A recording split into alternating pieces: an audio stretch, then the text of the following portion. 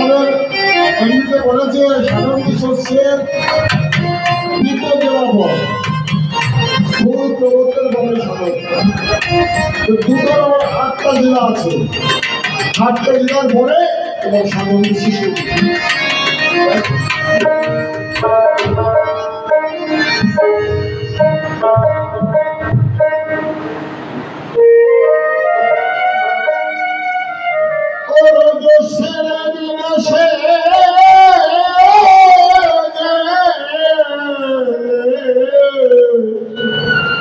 কেউ তারে মানুষ বলে না, দেখলে দেখলে না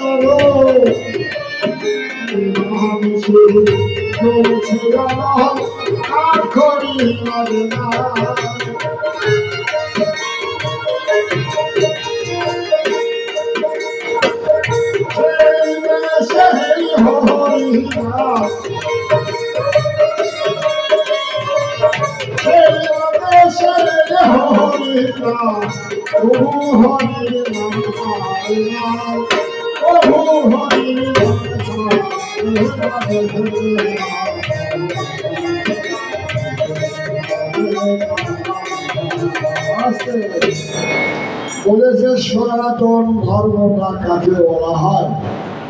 5টি তত্ত্ব আছে, ক্ষিতি অর্কেজ মরুদ বন, তারপরে 10টা ইন্দ্রিয় আছে, 5টা কর্মেন্দ্রিয়, 5টা জ্ঞানেন্দ্রিয়, তাহলে এর মধ্যে সনাতন কোনটুকু?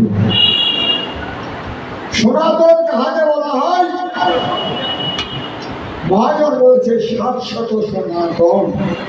তোমার অত দেখার দরকার নেই। সোনা, সোনা কাহাকে বলা হয়? সোনা তোমার আমাদের দেশে ওই জগতে সোনার হচ্ছে বহুমূল্য। তাই তোমার এই ভাষাটা নোয়াখালী ডিস্ট্রিক্টের মানুষ যেখানে আছে, যে বলবা সোনা, তোমার দেখিয়ে দেবে সোনা কাকে বলে। দেখলাম তার নাম সনাতন ধর্ম। যে যেখানে আমার জন্ম হয়েছে, যেখানে আমার মৃত্যু ঘটছে, তার নামই সনাতন। 700 সনাতন, এছাড়া সনাতন বলে কোনো কিছু নাই। ধর্মটা সনাতন। তুমি ওখানে যদি ধর্ম রাখতে পারো, তাহলে তোমার সনাতনের ধর্ম থাকলো, তা নাহলে তুমি সনাতন আর থাকলে না। তাই মহাজন বলেছে 700 সনাতন, আর কিছু নয়। সত্তার সঙ্গে যার সম্বন্ধ আছে সেই সনাতন ধর্ম করে, সেই সনাতন ধর্মের মর্ম বোঝে। দেখাও সনাতন ধর্মের মর্ম কেউ বোঝে না। তাই বলছে সনাতন, সনাতন। এই ভাষাটা তুমি ব্যাখ্যা করে পর দেখো কারে কারে বলছে সনাতন।